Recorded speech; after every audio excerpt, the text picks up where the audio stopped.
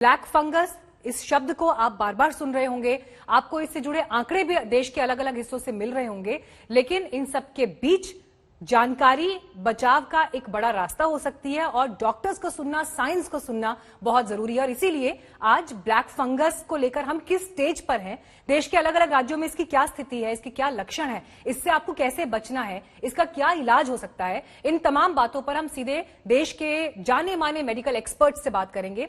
लेकिन अभी भारत किस स्टेज में है, अलग अलग राज्यों की क्या तस्वीर है, उस पर यह रिपोर्ट देखिए।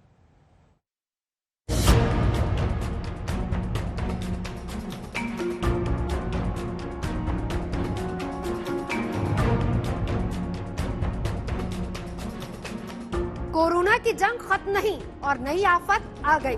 ये नई आफत है ब्लैक फंगस। कोरोना को मात देने वाले तमाम लोग इस बीमारी के चंगुल में फंस रहे हैं। ये खतरनाक बीमारी तेजी से पैर पसार रही है। महाराष्ट्र में जहां कोरोना ने सबसे ज्यादा तबाही मचाई, वहां ब्लैक फंगस के मामले सबसे ज्यादा हैं। महाराष्ट्र में अब तक ब्लैक फंगस के 2000 से ज्यादा केस आ चुके हैं। इसके बाद गुजरात का नंबर आता है जहां 900 से ज्यादा मामले हैं। राजस्थान में 700 से ज्यादा केस, मध्य प्रदेश में 281 तो राजधानी दिल्ली में 185 मामले सामने आए हैं। हरियाणा में भी ब्लैक फंगस के 177 केस सामने आए और उत्तर प्रदेश में भी लगातार ये मामले बढ़ते जा रहे हैं। महाराष्ट्र में बुरे हाल हैं। कोरोना धीरे धीरे काबू में आ रहा है तो अब ब्लैक फंगस जान लेने लगा है। महाराष्ट्र में इस बीमारी से अब तक 90 लोगों ने जान गंवा दी। राज्य सरकार ने मदद के लिए केंद्र से गुहार लगाई है। आज प्रधानमंत्री के साथ बैठक में मुख्यमंत्री उद्धव ठाकरे ने ब्लैक फंगस की दवाइयों और इंजेक्शन को लेकर अपनी बात उठाई। सरकार ने सरकारी अस्पतालों में इसका इलाज फ्री में करने का ऐलान किया है। राज्य में कुल मिला के अभी 1500 के दरमियान केसेस है। ये बात गंभीरता से केंद्र शासन को बताना जरूरी है, क्योंकि अलॉटमेंट जरूरी है। सिर्फ अलॉटमेंट नहीं है, इसीलिए हमारे को म्यूकरमाइकोसिस के मरीजों का आज इलाज करना या उसका उपचार करना हमारे पास आज मुश्किल उसमें जा रहा है। राजस्थान में भी ब्लैक फंगस तेजी से पैर पसार रहा है। 700 से ज्यादा मामले आने के बाद गहलोत सरकार ने ब्लैक फंगस को महामारी घोषित कर दिया। यहाँ हर रोज 50 से ज्यादा मरीज सामने आने लगे हैं। इसके लिए जयपुर से सवाई मानसिंह अस्पताल को डेडिकेट अस्पताल बनाया गया है। पूरे देश में आ रहे, वैसे तो महाराष्ट्र में, गुजरात में, राजस्थान में भी अब आने लगे हैं। इसको म्यूकोमाइकोसिस बोलते हैं और खतरनाक तरीके से ये व्यक्ति को जो कोविड इन्फेक्टेड होता है उसको प्रभावित कर रहे हैं। मृत्यु का परसेंटेज भी 50% के करीब है, जो बहुत चिंताजनक बात है। एक व्यक्ति को इंजेक्शंस भी, वैसे तो उसके वेट के हिसाब से होता है इसका डोज। राजधानी दिल्ली भी इस बीमारी से अछूती नहीं है। दिल्ली के सर गंगाराम अस्पताल में ब्लैक फंगस से सबसे ज्यादा 40 केस सामने आए। मैक्स अस्पताल में 25 मामले, एम्स में करीब 20 केस और मूलचंद अस्पताल में ब्लैक फंगस का 1 केस सामने आया है। ब्लैक फंगस ज्यादातर उन मरीजों में है जिनका डायबिटीज लेवल कंट्रोल में नहीं था, जिनकी इम्यूनिटी बेहद कमजोर थी, या उन लोगों में जिन्हें बहुत ज्यादा स्टेरॉइड या दूसरे इंजेक्शन दिए गए। डॉक्टर्स के मुताबिक अब ब्लैक फंगस के मामलों का इलाज न करके उन्हें ऐसे ही छोड़ दिया जाए तो 80% तक मरीजों की इस संक्रमण से मौत हो रही है। ब्लैक फंगस मामले कोरोना से भी कई गुना ज्यादा खतरनाक हैं। इसका संक्रमण तेजी से फैलता है। 3 दिन में नाक या फिर आंख से होते हुए ब्रेन तक चला जाता है। अगर इलाज में देरी हुई तो न सिर्फ आंख और जबड़ा खोना पड़ सकता है, बल्कि जान भी जा सकती है। इसीलिए जरूरी है कि ये बीमारी जल्द पकड़ में आ जाए और इलाज जल्द शुरू हो जाए। जयपुर से शरद कुमार, मुंबई से पंकज उपाध्याय, दिल्ली से कुमार कुणाल के साथ आज तक ब्यूरो। और ब्लैक फंगस को लेकर आपको और जागरूक करने के लिए, जानकारी देने के लिए हमारे साथ मेडिकल एक्सपर्ट्स की एक खास टीम इस वक्त गेस्ट पैनल पर मौजूद है। सबसे पहले आपका परिचय उनसे करा दें। डॉक्टर शिखा गुप्ता हमारे साथ मौजूद हैं, आप असिस्टेंट प्रोफेसर हैं आई सेंटर एम्स में। डॉक्टर निखिल टंडन हमारे साथ मौजूद हैं एम्स से। Doctor Alok Agarwal Nidanta ENT super speciality clinic से हमारे साथ जुड़ गए हैं। और doctor major Rajesh Bhardwaj ENT specialist हमारे साथ इस चर्चा में जुड़े हुए हैं। आप सभी का बहुत बहुत स्वागत है। शुरुआत में डॉक्टर निखिल टंडन आपके साथ करना चाहूंगी। कुछ मैं आंकड़े पढ़ रही हूं जो अपने दर्शकों के साथ भी हम शेयर कर लेते हैं। ऐसा नहीं है कि किसी एक विशेष राज्य में नंबर्स बढ़ रहे हैं ब्लैक फंगस के, कई जगहों पर ये नोट हुए हैं। महाराष्ट्र में जो है बहुत सारे आंकड़े आए हैं, राज्य में 90 लोगों की मौत रिपोर्ट हुई है, जबकि 1,500 से ज्यादा केसेस हैं। सिर्फ गुजरात के सूरत में 8 लोगों ने ब्लैक फंगस की वजह से अपनी दृष्टि खो दी, जबकि पूरे गुजरात में कुल 40 मरीजों की आंखों की रोशनी चली गई। इसके अलावा उत्तर प्रदेश के लखनऊ में ब्लैक फंगस के 50 केस सामने आए हैं, 4 लोगों की मौत हुई है। मेरठ में भी 42 केस सामने आए हैं। यूपी के ही अलीगढ़ में 2 केस सामने आए हैं, जो इस तरफ इशारा करता है कि कैसे सिर्फ बड़े शहरों तक नहीं बल्कि छोटे शहरों में भी केसेस सामने आ रहे हैं। डॉक्टर टंडन, सबसे पहले आप हमारे दर्शकों को ये बताइए, ब्लैक फंगस को लेकर हम अभी किस स्टेज पर हैं? देखिए, ब्लैक फंगस, पहले तो हम लोगों ने मीडिया में इसका नाम ब्लैक फंगस किया, वैसे ब्लैक फंगस एक किस्म से एक मिसनोमर है। इसमें ब्लैक फंगस शायद इसलिए कहा जा रहा है इसके बारे में क्योंकि ये फंगस हमारे ब्लड वेसल्स के थ्रू जाके टिश्यूज को डैमेज कर देता है, इसलिए वो टिश्यू डैमेज होके काले लग सकते हैं। फंगस में कोई ब्लैकनेस नहीं है। शरीर के उन हिस्सों में जरूर जहां ये फंगस का प्रकोप हुआ है वहां ब्लड सप्लाई रुकने की वजह से वो गैंग्रीन और ब्लैकनेस आ सकती है। तो पहले तो ये स्पष्टीकरण। जहां तक दूसरा सवाल है, जो स्टेट्स में ज्यादा आया, जैसे आपने बताया महाराष्ट्र और गुजरात में ज्यादा आया, आपको याद होगा कि इन्हीं स्टेट्स में सेकेंड वेव की शुरुआत भी थोड़ी पहले हुई थी बनस्पत की, जैसे दिल्ली में हुई है। तो इसीलिए ये जो हम संक्रमण देख रहे हैं वो कोविड के मरीजों में जिस दिन डायग्नोसिस के 3 हफ्ते, 2 हफ्ते, 4 हफ्ते बाद प्रकट हो रहा है, तो इसलिए महाराष्ट्र गुजरात में इनकी संख्या ज्यादा दिख रही है। और शंका ये है कि बाकी प्रांतों में भी इसकी संख्या बढ़ सकती है। तो ये हमारा दूसरा सवाल है। तीसरा जो इसमें इशू जो आप, मेरे ख्याल में हमारे श्रोताओं और दर्शकों के लिए आवश्यक है कि उसके लिए हमें करना क्या चाहिए ताकि ये प्रिवेंट हो जाए। आई एम श्योर आप इस विषय में बात करेंगे, क्योंकि ये जो आप आंकड़े बता रहे हैं उससे ये बहुत ही स्पष्ट हो जाता है कि अगर इलाज जल्दी नहीं हुआ, ठीक प्रकार से नहीं हुआ, तो इसमें बहुत मॉर्बिडिटी हो सकती है। जैसे आपने बताया, काफी भारी संख्या में आंख की रोशनी पे असर पड़ सकता है, और अगर ट्रीटमेंट नहीं हुआ और आंख से होते हुए अगर ये मस्तिष्क में पहुंच गया तो ये जानलेवा भी सिद्ध हो सकता है। तो ये हमारे लिए डिस्कशन के लिए बहुत इंपॉर्टेंट मुद्दे हैं जिस विषय में आई एम श्योर आप बात करेंगे। जी, डॉक्टर आलोक अग्रवाल, आप तो क्योंकि बहुत सारे ब्लैक फंगस के पेशेंट्स को ट्रीट भी कर चुके हैं, उनकी सर्जरी में को आपने मतलब अंजाम दिया है, मैं आपसे ये समझना चाहती हूँ, आज जो दर्शक हमें बैठकर इस वक्त सुन रहे हैं, देख रहे हैं, किसी भी व्यक्ति को कैसे पता चलेगा कि वो ब्लैक फंगस से पीड़ित है और अब उसे इमीडिएट डॉक्टर को कंसल्ट करना जरूरी है या अस्पताल जाना जरूरी है? देखिए, इसके लिए सबसे ज्यादा इम्पोर्टेंट ये है कि जो पहले के सिम्टम्स हैं पेशेंट के, उनको पहचाना जाए। सिम्टम्स में यह है कि आंख के ऊपर स्वेलिंग आना, आंख से कम दिखाई देना, माथे के ऊपर स्वेलिंग आना, चीक के ऊपर स्वेलिंग आना, दांतों का ढीला हो जाना या तालू अंदर से काला हो जाना। अगर इस तरह की कोई भी सिम्टम्स होते हैं, नाक से कुछ ब्लड मिक्स डिस्चार्ज आता है, तो ये सारे सिम्टम इस बात की ओर इंगित करते हैं, या आंख की रोशनी कम होती है, कि पेशेंट को ब्लैक फंगस का इन्फेक्शन हो सकता है। और खास तौर से वो पेशेंट जो किसी भी तरह से इम्यूनो कंप्रोमाइज्ड है, मींस उनकी इम्यूनिटी किसी भी वजह से कम हुई है, चाहे वो डायबिटीज की वजह से कम हुई हो, चाहे वो कोरोना वायरस के इन्फेक्शन की वजह से कम हुई हो, चाहे कोरोना वायरस इन्फेक्शन होने पर जो स्टेरॉइड्स दिए जाते हैं या इम्यूनोमोड्यूलेटर्स दिए जाते हैं उसकी वजह से इम्यूनिटी कम हुई हो, इन सारे ही पेशेंट्स में ब्लैक फंगस होने का डर होता है। डॉक्टर साहब, क्योंकि ये जो वायरस है ये तो एग्जिस्टिंग वायरस, ये पहले भी था, लेकिन हम अचानक से इसके केसेस जो बढ़ रहे हैं वो क्यों देख रहे हैं? क्या इसका कोरोना से सीधा कोई रिलेशन है?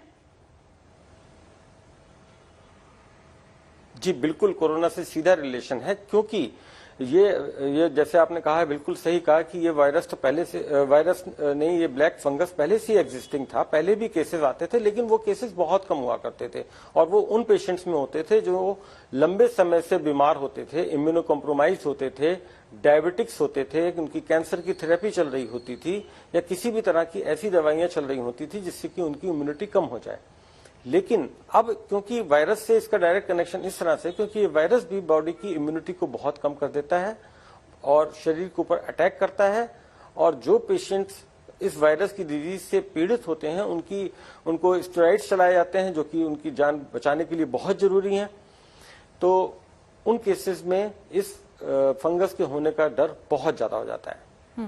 डॉक्टर राजेश भारद्वाज, जिस तरह से हमारे एक्सपर्ट्स एक्सप्लेन कर रहे हैं कि क्या लक्षण होते हैं, किस समय आपको डॉक्टर को अप्रोच करने की जरूरत है, लेकिन इन सबसे अलग अगर नंबर्स डेथ के रूप में तब्दील हो रहे हैं जो पीड़ित हैं उनके, तो वाकई ये चिंता पैदा करता है। और ऐसे में वो सारे परिवार जो इस वक्त कोरोना इन्फेक्शन से जूझ रहे हैं या ऐसे लोग जो होम आइसोलेशन में हैं, उन्हें किस तरह के प्रिकॉशंस लेने की जरूरत है? मीनाक्षी, ये सवाल आपका बहुत उचित है, बिकॉज ज्यादातर जो हम देख रहे हैं पेशेंट गलत ट्रीटमेंट करके, घर में ट्रीटमेंट करके ज्यादातर बीमार होके कॉम्प्लिकेशंस में आ रहे हैं। इसका मैं एक एग्जांपल ये देता हूं कि स्टीरॉयड जिसकी वजह से ज्यादातर लोग जो आजकल ब्लैक फंगस या म्यूकोरमाइकोसिस से सफर कर रहे हैं, वो mainly indiscriminate use of steroid से हो रहा है। और उसको मैं एक्सप्लेन करता हूं कैसा है। स्टीरॉयड का रोल है इस बीमारी में, 5 to 7 डेज, 5वें या 7वें दिन पर शुरू होता है, जब बॉडी का इम्यून रिस्पॉन्स लॉन्च होता है वायरस को अटैक करने के लिए। जब वायरस शरीर में आता है वो रेप्लिकेट करता है और उसके बाद बॉडी उसको इम्यून रिस्पॉन्स उसके ऊपर अटैक करती है।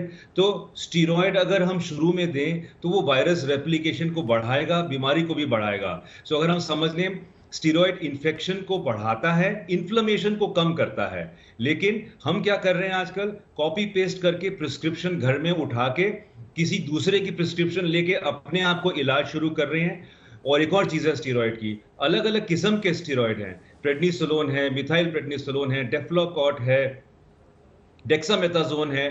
खाली WHO ने डेक्सामेथाजोन 6 मिलीग्राम बताया था जो ट्रायल में रेकमेंड किया था इन्होंने, लेकिन वो दूसरे वाले स्टीरॉयड की डोज हम डेक्सामेथाजोन की डोज लगा के डबल ट्रिपल डोज लेके घर में बैठ के ले रहे हैं। इस वजह से ज्यादातर ये कॉम्प्लिकेशन हो रही है। बिल्कुल। आप जो डॉक्टर राजेश यहाँ पर जिस बात पर फोकस कर रहे हैं, मैं एक बार फिर अपने दर्शकों को ये रिक्वेस्ट करना चाहूंगी, जो उन्होंने खासतौर पर कहा कि हम में से बहुत सारे लोग ऐसे करें कि अगर आप होम आइसोलेशन में हैं या आपको कोविड संक्रमण जैसे लक्षण दिखाई दे रहे हैं तो एक दूसरे के प्रिस्क्रिप्शंस आगे फॉरवर्ड कर दिए जाते हैं और वही जो दवाएं हैं उनको खरीद कर आप घर ले आते हैं, इस्तेमाल करना शुरू कर देते हैं। लेकिन ये देखते हुए कि वायरस ने कैसे कैसे स्वरूप बदला है और आने वाले वक्त में वो चीजें कैसे हमें प्रभावित कर रही हैं, आप मेडिकल एक्सपर्ट से सलाह लिए बगैर दवाओं को लेकर कम से कम कोई फैसला ना लें। डॉक्टर शिखा, अब मैं आपको चर्चा में जोड़ना चाहूंगी। आंकड़े जिस तेजी से बढ़े हैं बीते 10 दिन में, कि पहले एक केस कहीं रिपोर्ट हुआ, लेकिन अब बढ़ते बढ़ते वो संख्या सैकड़ों में और हजारों में जा रही है अलग अलग राज्यों में। ओवरऑल जो स्टडी है, जो रिसर्च पेपर पब्लिश हो रहे हैं दुनिया भर में भी, इस वक्त की स्थिति हमारी क्या है? म्यूकोरमाइकोसिस से रिलेटेड इंडिया में बाकी वर्ल्ड के कंपैरिजन में ज़्यादा है केसेस, और ये अभी हेल्थ एक्सपर्ट्स भी समझ रहे हैं कि इंडिया में ही क्यों इसका प्रकोप ज़्यादा है और बाकी विदेश में ऐसा क्यों नहीं देखा जा रहा। इसके कुछ कारण हमने अभी सुने हैं अपने एक्सपर्ट टीम से, जैसे कि स्टेरॉइड का इनडिस्क्रिमिनेट यूज 7 दिन के बाद ही या 5 दिन के बाद ही, जब हमारी इन्फ्लेमेशन लंग्स तक पहुंचती है कोविड वायरस के टाइम पे, तभी हमें स्टेरॉइड स्टार्ट करने हैं, किसी मेडिकल एक्सपर्ट की एडवाइस पे ही स्टार्ट करने हैं। अगर आपको माइल्ड डिजीज है, सैचुरेशन नहीं फॉल कर रही, लंग्स तक नहीं पहुंचा है इन्फेक्शन, सिर्फ गले में रुका हुआ है, तो स्टेरॉइड्स की बिल्कुल जरूरत नहीं है। स्टेरॉइड्स अगर हम ले भी रहे हैं तो बहुत लो डोज में, कम मात्रा में लेना है। ये नहीं कि हम 1 mg पर kg या 80 मिलीग्राम या 60 मिलीग्राम, जो रिकमेंडेड डोज है वो बहुत कम है WHO की तरफ से, 6 mg या 8 mg के हिसाब से। और लेना भी है तो 5 दिन 10 दिन, इससे ज्यादा माइनर इन्फेक्शन में या माइल्ड इन्फेक्शन में जरूरत नहीं पड़ती। और अगर आपको सिवियर इन्फेक्शन है तो डॉक्टर्स के अंडर ही आप ट्रीटमेंट लीजिए, अपने आप से ट्रीटमेंट बिल्कुल नहीं करना। और आपको खास तौर पे तब ध्यान रखना है जब आपको डायबिटीज है, आप किसी ना किसी तरह से आपकी इम्यूनिटी शरीर में कम हुई है। कोविड वायरस में देखा गया है कि अगर आपको पहले डायबिटीज नहीं है तब भी डायबिटीज हो सकता है, और डायबिटीज अगर पहले से है तो शुगर्स अनकंट्रोल चली जाती हैं। तो इस बात का आपको अपने डॉक्टर से विचार विमर्श करके ये जरूरी है कि हम किसी भी तरह से शुगर्स अपने कंट्रोल रखें, सिर्फ एक्यूट इन्फेक्शन में नहीं। कई बार इन्फेक्शन ठीक होने के बाद भी कोविड वायरस का हमारे शुगर्स को नॉर्मल आते आते थोड़ा टाइम लग जाता है। तो रिकवरी के बाद भी अगर हमारे शुगर्स हम नहीं कंट्रोल करें तो ये फंगस, क्योंकि ये फंगस हमारे शरीर में या हवा में पहले से ही मौजूद है, ये कोई नई नहीं है, पर एक हेल्दी व्यक्ति को कुछ नहीं होगा उससे। पर अगर कोई व्यक्ति जिसकी इम्यूनिटी कम है किसी भी कारण से, या तो इस कोविड वायरस की वजह से या इम्यूनोसप्रेशन की वजह से, डायबिटीज की वजह से, या कोई कैंसर पेशेंट है जो कीमोथेरेपी पहले से है उसको कोविड हो गया, या किसी का कोई ऑर्गन ट्रांसप्लांट हुआ है उसको इम्यूनोसप्रेसिव ड्रग्स मिल रही हैं, तो इन कारणों से अगर आपकी इम्यूनिटी पहले से कम है, शुगर्स का भी ध्यान रखना है। और इसके अलावा हम कुछ ऐसी चीजें कर सकते हैं जो हमें फायदा करेंगी, क्योंकि सिंस स्पोर्स हवा में मौजूद हैं, हमारे नाक के रास्ते में या हवा में, मुंह के रास्ते में ऑलरेडी। बचाव पर मैं कार्यक्रम के अगले सेगमेंट पे अलग से पूरी बात करूंगी, क्योंकि ये लोग बहुत ज्यादा इस पर जानकारी चाहते हैं। लेकिन कुछ जो क्वेरीज हमारे पास लगातार आ रही हैं, डॉक्टर आलोक अग्रवाल, ये कितना इन्फेक्शियस है ये जो ये बीमारी है, और इसमें मैं एक बात और जोड़ना चाहूंगी कि जब ये इतना घातक नहीं है तो ये जानलेवा क्यों साबित हो रहा है? ओके, सो जहां तक आपके इन्फेक्शन का सवाल है कि कंटाजियस है कि नहीं है, कि एक व्यक्ति से दूसरे व्यक्ति को म्यूकरमाइकोसिस हो सकता है तो या नहीं हो सकता, नहीं, बिल्कुल भी नहीं, ये कंटाजियस नहीं है, नंबर 1। नंबर 2, जो एक मिथ और सब जगह फैला हुआ है कि ऑक्सीजन पाइप्स के जरिए या ऑक्सीजन के जरिए, या जिनको आर्टिफिशियल वेंटिलेशन दिया जा रहा है उन लोगों को ये फंगस हो रहा है, या ऑक्सीजन सिलेंडर के जरिए ये हो रहा है, ये भी बिल्कुल गलत है। ये म्यूकरमाइकोसिस का जो फंगस है, ये एटमॉस्फेयर में ऑलरेडी इसके स्पोर्स मौजूद होते हैं, जो किसी भी व्यक्ति के जो कि इम्यूनो कॉम्प्रोमाइज्ड है उसके शरीर में घुस सकता है। तो इसका इस बात से कोई लेना देना नहीं है कि ये कंटेजियस है। कंटेजियस बिल्कुल सर, ये भी बताइए, जब हम कहते हैं कि डायबिटीज के पेशेंट्स को ज्यादा ध्यान रखने की जरूरत है, शुगर कंट्रोल करने की जरूरत है, इस फंगस के मद्देनजर शुगर कंट्रोल करने का मतलब क्या है, सुरक्षित लेवल क्या है? सुरक्षित लेवल वही है जो कि एक नॉन डायबिटिक बंदे का होता है कि fasting blood sugar should be below 100 और PP blood sugar should be below 140 और 160 के बीच में, जो डिफरेंट लैब्स के स्टैंडर्ड्स होते हैं। तो इसी के बीच में अगर शुगर कंट्रोल है तो वो एक सेफ शुगर कंट्रोल माना जाता है। अगर इससे लेकिन ऊपर जो ऑलरेडी शुगर से पीड़ित चल रहे हैं उनके लिए सर क्या प्रिकॉशंस हैं? जिनको ऑलरेडी शुगर है उनके लिए क्या प्रिकॉशंस है? उनके लिए यही प्रिकॉशन है कि अपनी शुगर का स्ट्रिक्ट मैनेजमेंट करें, डायबिटिक कंट्रोल स्ट्रिक्टली करें। जो उनके एक्सपर्ट हैं, जिनके अंडर में वो मेडिसिन ले रहे हैं डायबिटीज की, उसको वो ठीक से प्रॉपरली, प्रॉपर समय पे, प्रॉपर टाइम पे लें और उसको शुगर का स्ट्रिक्टली अंडर कंट्रोल रखें। ब्लैक फंगस को लेकर केसेस बढ़ जरूर रहे हैं देश में, लेकिन इस बीच इलाज के लिए, जान बचाने वाले इंजेक्शंस के लिए भी लोग तरस रहे हैं, क्योंकि कई जगह इंजेक्शंस की कमी पाई गई, लोगों को इलाज नहीं मिल पाया। मेरी माता जी विजय ताम्रकार बंसल हॉस्पिटल में एडमिटेड हैं अभी। क्या बीमारी? उनको ब्लैक फंगस का सिम्टम बताया गया है, तो हमें इंजेक्शन की रिक्वायरमेंट थी, जो अभी शायद भोपाल में कहीं मिल ही नहीं पा रहे हैं। सरकार का आदेश है कि अस्पतालों में मिलेंगे, लेकिन हम लोगों को अभी तक कुछ इसकी जानकारी नहीं मिली अस्पताल द्वारा। कितने दिन से आप ये इंजेक्शन ढूंढ रहे हैं और इंजेक्शन का नाम क्या है? मैं करीबन 13 मई से इंजेक्शन के बारे में पता कर रहा हूँ, और इंजेक्शन का नाम है लिपोसोमोल एम्फोटेरिसिन बी, जिसकी बॉडी वेट के अनुसार इंजेक्शन की खपत होगी एक बॉडी में। तो मुझे डॉक्टर ने बोला है कि आपको कम से कम 20 से 30 इंजेक्शन लगेंगे, और इंजेक्शन की कीमत भी 8,000 रुपये है, कोई कम कीमत नहीं है। तो उसको ढूंढते ढूंढते सर मैं तो परेशान हो गया हूँ। अब उसकी कोई समझ में नहीं आ रहा कि क्या करें, मिल ही नहीं रहा है। पूरे भोपाल में ढूंढ लिया, इंदौर में तक पता कर लिया, ग्वालियर में पता कर लिया, पर कोई अवेलेबिलिटी के बारे में कोई जानकारी ही नहीं मिल रही है इसकी। मेरे फादर एडमिट है, श्री राम का नहीं, एंड उनको भी यही प्रॉब्लम है। उनको सर्जरी हो गई है, लेकिन उनको पिछले 3-4 दिन से इंजेक्शन मिल ही नहीं रहा है। बाहर सारी शॉप्स में, दवा बाजार, हर जगह पता कर लिया, मिल ही नहीं रहा है, कहीं पे भी नहीं मिल रहा है। क्या डिटेक्ट हुआ आपके पापा को? Mucormycosis, that is black fungus, वही डिटेक्ट हुआ है, और उसी के लिए एम्फोटेरिसिन भी इंजेक्शन ढूंढ रहे हैं, लेकिन मिल नहीं रहा है। अस्पताल से भी 3-4 दिन से इंजेक्शन, 3 दिन से तो नहीं लगा है। वो फादर एडमिट है 13 तारीख से, तो उनको 14 को पता चल गया था कि चाहिए, लेकिन उनको पिछले 2-3 दिन से नहीं लगा है इंजेक्शन, क्योंकि है ही नहीं हॉस्पिटल में, है ही नहीं, बोल रहे हैं ऐसा। बाहर कहीं नहीं मिल रहा है, सारी शॉप्स, हर जगह, दवा बाजार, हर तरीके से पता कर लिया, नहीं मिल रहा है। मैं 4 दिन से यहाँ राउंड लगा रही हूँ, सुबह शाम। मैं सुबह 9 बजे आ जाती हूँ, इसकी शाम को 7 बजे अंधेरा होने पे घर जाती हूँ, उसके बाद भी मुझे एक इंजेक्शन भी अवेलेबल नहीं हुआ है। मेरे पेशेंट ने आज मुझसे ये बोल दिया कि मैं मर जाऊंगा, वो लेके मेरे को घर ले चलो। उनको पूरे ये ब्रेन में पूरा दर्द हो रहा है।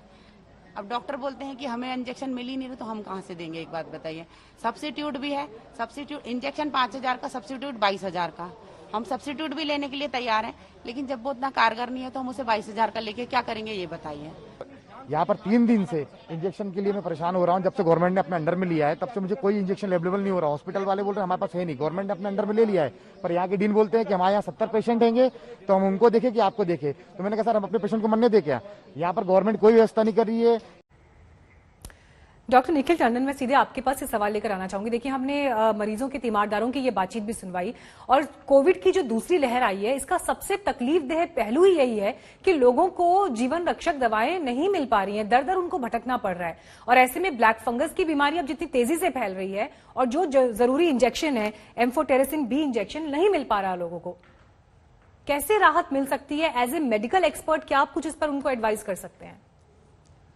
देखिए, इलाज से पहले मैं फिर से कई सारी चीजें दोहराना चाहता हूं, क्योंकि आप एक्चुअली संख्या देखेंगे, संख्या इन मरीजों की इतनी ज्यादा नहीं है, लेकिन इस बीमारी की वजह से दिक्कतें बहुत ज्यादा है। तो हमें कोशिश यही करनी है कि जहां तक संभव हो इस बीमारी को प्रिवेंट किया जाए। आई थिंक मैसेज जो आम जनता के लिए मैसेज वो है, सबसे ज्यादा जरूरी है कि बीमारी ना हो तो बेहतर है, क्योंकि आपने बताया है कि अगर होती है तो फिर इंजेक्शन की आवश्यकता है, इंजेक्शन दुर्लभ हो रहे हैं और इंजेक्शन मिलने पर भी इसके साथ कई सारे दुष्प्रभाव आ सकते हैं।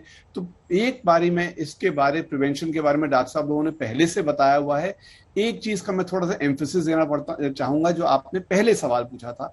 देखिए, डायबिटीज कई बारी नहीं पकड़ी जाती है, क्योंकि इस 50% लोग ऐसे होते हैं जिनको डायबिटीज होती है, उनको मालूम ही नहीं होता उनको डायबिटीज। इसलिए आवश्यक है कि कोरोना के पेशेंट को, कोविड के पेशेंट की शुगर चेक करी जाए, और खास तौर पे अगर उनको स्टीरॉइड्स मिल रहे हों तो उस समय शुगर जरूर चेक करी जाए, ताकि अगर बढ़ने लग जाए तो तुरंत पता लग जाए और उसका इलाज किया जाए, उससे शुगर को ठीक रखा जाए। ये मैसेज बहुत क्लियर है। और अगर आप दूसरों का प्रिस्क्रिप्शन लेके घर में स्वयं इलाज कर रहे होंगे तो ये किसी हालत में संभव नहीं होगा, क्योंकि तो आप मन मर्जी का इलाज कर रहे हैं। तो डॉक्टरी सलाह के साथ ही करना चाहिए, ये बहुत आवश्यक है। और ये मैसेज जितनी बारी भी दोहराया जाए वो कम है। अब सवाल आया दवाइयों का। दवाई शुरू में जरूर कम मैं समझ सकता हूं होगी, क्योंकि ये इतनी रेयर बीमारी है कि इसके लिए इतनी संख्या में ये दवाई बनने की आवश्यकता वैसे होती ही नहीं थी। आप आमतौर पे किसी भी ईएनटी विशेषज्ञ या एंडोक्रिनोलॉजिस्ट या किसी से बात करेंगे तो साल में 6 महीने में 2, 3, 4 मरीज देखने को आते हैं। अभी आप हजारों की बात कर रहे हैं, लेकिन मैं समझता हूं कि इस विषय में जरूर मैन्युफैक्चरर्स से बातचीत करी जा रही होगी, और उनके बनाने की उनकी क्षमता है, उसको बढ़ाने की आवश्यकता है, और फिर उसका डिस्ट्रीब्यूशन ठीक करने की आवश्यकता है। लेकिन जब तक वो नहीं होगा तब तक prevention is our best solution, and prevention is what we must focus on. ये बहुत जरूरी है। ये प्लीज संदेश अपने माध्यम से अपने दर्शकों को दीजिए। Doctor Rajesh Bhardwaj, black fungus अगर कोई व्यक्ति से संक्रमित हो जाता है तो इसके कितने स्टेजेस हैं? जब परेशानी कम है और कहां पर से वो परेशानी घातक होनी शुरू हो जाती है? मैं चाहती हूं कि आप इसके स्टेजेस से लोगों को जरूर वाकिफ कराएं। ये बीमारी जो है, तो जैसे हमने अभी तक समझ लिया है कि ब्लैक फंगस एक अपॉर्चुनिस्टिक फंगस है, यानी कि शरीर में तो रहता ही है ये, और शरीर में रहने से जब इम्यूनिटी कम होती है तो ये मल्टीप्लाई करता है, क्योंकि बॉडी का इम्यून सिस्टम ब्रेक डाउन कर जाता है। सो सबसे पहले जो ये स्पोर है साइनस में लॉन्च करता है, तो सबसे पहले इसका सिम्टम होता है नेजल स्टफीनेस और नेजल ब्लॉकेज, यानी कि नाक से सांस लेने में थोड़ी परेशानी हो सकती है। उसके बाद जैसे ये फंगस ट्रैवल करता है तो सिंगल साइडेड चीक पेन, यानी कि जिस तरफ पे ये इन्फेक्शन फैल रही है उस तरफ पे चीक पे, गाल पे दर्द होगा, भारीपन महसूस होगा आपको, बुखार भी आ सकता है। धीरे धीरे करके जब ये फंगस यहां से आंख की तरफ ट्रैवल करता है तो आई सिम्टम शुरू होते हैं। आई सिम्टम में आई में हैवीनेस, आंख में दर्द, drooping of eyelid, double vision and proptosis, यानी कि आई बॉल का प्रोमिनेंट हो जाना, ये आई के सिम्टम आते हैं। उसके बाद ही फिर सिर में दर्द और बाकी की कॉम्प्लिकेशन शुरू होती हैं जब ये फंगस साइनस से आइज और आइज में ब्रेन की तरफ ट्रैवल करता है। ये ऊपर की तरफ ये आई और ब्रेन में ट्रैवल करता है, नीचे की तरफ ये दांत में ट्रैवल करता है। जैसे डॉक्टर आलोक ने भी बताया, ये दांत को लूज करता है और डेंटल पेन कॉज करता है। तो फंगस इस तरह के आपके रिस्पॉन्स आते हैं अगर आप डायबिटिक हैं, कोविड से रिकवर कर रहे हैं, और इस तरह के सिम्टम अगर आपको आए, खासकर अगर आप देख रहे हैं नाक से blackish colour, blood colour discharge आ रहा है, नाक में स्टफीनेस और पेन हो रहा है, आप तुरंत रिपोर्ट करिए डॉक्टर के पास। वो सीटी स्कैन या एमआरआई कराएंगे या नाक में एक स्वॉब डाल के पोटेशियम हाइड्रोक्साइड के साथ उसको टेस्ट करके देखेंगे फंगस है कि नहीं। जी डॉक्टर, आपने टेस्ट का जो जिक्र किया, मैं चाहती हूँ इस पॉइंट को थोड़ा सा आप और इलैबोरेट कर दें दर्शकों के लिए कि वो किन किन टेस्ट को करवाना जरूरी है और किस समय पर उनको अप्रोच करना है डॉक्टर को। मीनाक्षी जी, शुरू में अपनी जब आप रिपोर्ट पढ़ रहे थे, उस रिपोर्ट में आपने एंडोस्कोपी की बात की थी कि नेजल एंडोस्कोपी से इसका इलाज हो रहा है। नेजल एंडोस्कोपी एक डायग्नोस्टिक टूल है जिसमें हम नाक के अंदर एंडोस्कोप डालते हैं, देखते हैं यहाँ पर कहाँ पर ये फंगस है, एंड उस फंगस को हम स्वॉब लेके उस डिस्चार्ज को, उस क्रस्ट को, उस ब्लड क्लॉट को, उस स्वेलिंग को जहां पर भी है ये, हम उससे एक स्वॉब लेते हैं। स्वॉब को लेके हम पोटेशियम हाइड्रोक्साइड में लगा के उसको फंगल स्पोर्स के लिए चेक करते हैं और देखते हैं ये फंगस है कि नहीं इसमें। एक बार ये डायग्नोस कंफर्म होता है, उसके साथ साथ ही हम डिले नहीं करते, उसके साथ साथ ही हम सीटी स्कैन या एमआरआई, सीटी स्कैन बोन्स देखता है, एमआरआई सॉफ्ट टिश्यू देखता है। ये फंगस जब ट्रैवल करता है बोन को डिस्ट्रॉय करता है लेट स्टेज में, सॉफ्ट टिश्यू में ट्रैवल करता है अर्ली स्टेज में। एमआरआई सॉफ्ट टिश्यू की पेनिट्रेशन बताता है और सीटी स्कैन बोन की डिस्ट्रक्शन बताता है। जी, बहुत अहम जानकारी यहाँ पर आप हमारे से शेयर कर रहे हैं डॉक्टर आलोक। उम्र जो है, किस उम्र के लोगों को ये ज्यादा प्रभावित कर रहा है? सभी उम्र में आप इसको देख रहे हैं, जिस तरह के पेशेंट्स आपके पास इस वक्त आ रहे हैं इलाज के लिए? जी, ये सारे उम्र के लोगों को प्रभावित करता है, जिसमें ओल्ड एज के लोगों को ऑब्वियसली ज्यादा प्रभावित करता है क्योंकि उनकी इम्यूनिटी एक नॉर्मल यंग एज के बंदे से थोड़ी सी कम होती है। और उन लोगों को ज्यादा प्रभावित करता है जो कि डायबिटिक पहले से रहे हैं, जिनका कोई ऑर्गन ट्रांसप्लांट हो चुका है, जो किसी तरह की एंटी कैंसर थेरेपी पे चल रहे हैं, या किसी भी तरह से उनकी इम्यूनिटी डाउन है, उन लोगों में ज्यादा प्रभावित करता है। ठीक है डॉक्टर शिखा, देखिए ब्लैक फंगस पर तो हम बात ही कर रहे हैं, लेकिन अब साथ साथ व्हाइट फंगस का भी जिक्र आ रहा है, उसके भी केसेस की बात हो रही है। थोड़ा रोशनी आप इस पर हमारे दर्शकों के लिए डालें। ये जो फंगस है, ये चाहे ब्लैक हो चाहे व्हाइट, हमारे सारा बेसिक सेम है कि हमारी इम्यूनिटी कम है तो तब ये स्प्रेड करेगा और वो टिश्यूज के माध्यम से स्प्रेड करेगा। पहले नाक के रास्ते से साइनसेस के रास्ते, और उसके बाद आंखों के रास्ते ब्रेन तक भी जा सकता है और नीचे मुंह की तरफ भी जा सकता है। एक आम आदमी के लिए, हम सबके लिए यही समझना जरूरी है कि हमें इम्यूनिटी नहीं गिरने देनी। अगर डायबिटीज अनकंट्रोल हो रही है या किसी भी तरह से हमें स्टेरॉइड ज्यादा तरह से मिले हैं, तो अपने डॉक्टर से निरंतर टेली कंसल्टेशन के माध्यम से या उनसे संपर्क बनाकर उनसे विचार विमर्श करना जरूरी है। और साथ साथ अपनी पर्सनल हाइजीन मेंटेन करनी है, ताकि चाहे व्हाइट फंगस हो चाहे ब्लैक फंगस हो। एक्चुअली ब्लैक फंगस, जैसे sir doctor Nikhil Tandon sir ने बताया कि it is a misnomer, it is actually a non pigmented, इसका कोई रंग नहीं है इस फंगस का। तो ये टिश्यू को जो मार देती है, dead tissue, it appears like black because it has no blood circulation. तो वो चीज हमें देखनी है कि हमारी इम्यूनिटी, हमें हाइजीन मेंटेन करनी है, इन सब पे हमारा ध्यान ज्यादा जाए। बीटाडीन गागल्स करके या बीटाडीन स्प्रेस अपने नाक में डालकर, ऑक्सीजन अगर हम ले रहे हैं उसकी ट्यूबिंग्स को बार बार साफ करके, उसमें जो पानी के साथ मिश्रित होती है ऑक्सीजन, उसको हमें डिस्टिल्ड वाटर यूज करना है, स्टेरिलाइज्ड वाटर जो यूज होते हैं, क्योंकि कई पेशेंट्स जो ऐसे हैं आजकल घर से ऑक्सीजन थेरेपी जिनकी चल रही है, तो अपना हाइजीन का मेंटेन करें, हर तरह से क्लीनलीनेस का मेंटेन करें, धूल डस्ट अंदर ना आए। अगर सपोज विंडी वेदर है या आसपास घर में सफाई नहीं है तो उस एरिया को सफाई करके रखें, और मास्क भी पहन सकते हैं घर में रहते हुए भी, तो क्योंकि वो स्पोर्ट्स के माध्यम से ही फैल रहा है। तो ये सब प्रिकॉशंस हैं जो एक आम आदमी को पता होना चाहिए। स्पेशली हम सबको पता होता है कि इस समय हमारा वीक है हमारा इम्यून सिस्टम कोविड इन्फेक्शन से रिकवर करने के बाद या ड्यूरिंग द कोविड इन्फेक्शन, तो हमें उस चीज का ही ध्यान रखना है। यानी कोविड एप्रोप्रिएट बिहेवियर जिसका जिक्र लगातार एक्सपर्ट्स करते रहे हैं, उसमें किसी भी तरह की ढिलाई यहाँ पर नहीं बरतनी है, क्योंकि ये वक्त अभी बहुत अच्छा नहीं है जिस तरह से संक्रमण के केसेस बढ़े हैं, चाहे वो कोविड के केसेस हो दूसरी लहर में या फिर अब ब्लैक फंगस के जो मामले सामने आ रहे हैं। डॉक्टर निखिल टंडन, यहां पर एक जिक्र इस बात का जरूर करना पड़ेगा, वैक्सीनेशन का प्रोसेस देश में तेजी से चलाया जा रहा है, लोगों को ज्यादा से ज्यादा वैक्सीनेट किया जा सके इसके लिए प्रयास भी जारी हैं। लेकिन जो ये नए संक्रमण या जिस तेजी से ब्लैक फंगस, व्हाइट फंगस, ये सब हम सुन रहे हैं, वैक्सीनेशन का क्या कोई रोल इसमें है? कोई बचाव, कोई कवर प्रेजेंट वैक्सीनेशन इन संक्रमणों के मामले में दे रहा है? देखिए, ये संक्रमण जैसे आपने कहा कोविड के मरीजों में देखा जा रहा है, तो इसका मतलब है कोविड की बीमारी से जो इम्यूनिटी कम हुई, उस कोविड की बीमारी के लिए जो इलाज हुआ या कोविड की बीमारी में शुगर की मात्रा बढ़ी, इन सब से इसका रिलेशनशिप है। वैक्सीनेशन में कोई संदेह नहीं कि वैक्सीनेशन से कोविड की बीमारी होने की संभावना कम होगी।